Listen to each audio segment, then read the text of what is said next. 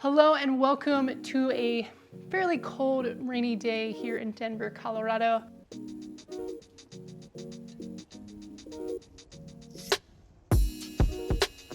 About to go pick up my kids and I need to get my Tern GSD rolling with the Storm Shield because it's almost freezing here.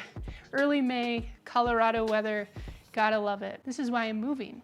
I wanted to quickly show you how I put the Storm Shield on my GSD and the steps that I take. You can see that it's already right there. So I store it with the fiberglass poles already installed in the roof so it gives it shape.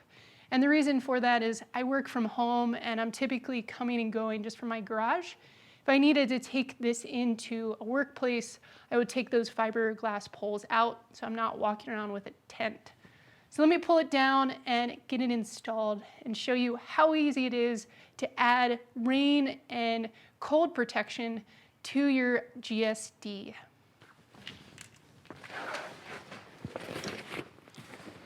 This yellow part goes on the back, and this part does pop out a little bit. So if you have a YEP child seat in the back, it does have room for it to bulge out a little bit. And then you can tighten it down right here if you don't have a YEP seat and want this a little bit tighter.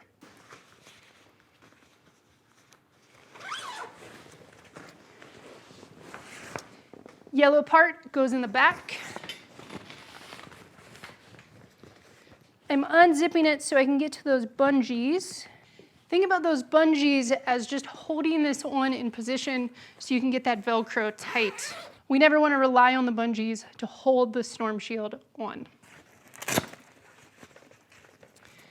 The Velcro then goes around through the little plastic loop, back on to Velcro, and then there's another piece of Velcro as a safety. You want to make sure in the rear you're not blocking that rear light and reflector. And there it is, pretty easy to put on once you know to use the bungees to hold the shield on and then use the Velcro to tighten everything down and secure it. I do recommend tightening down those back straps if you don't have a YEP seat in the rear, just to avoid anything flapping in the wind.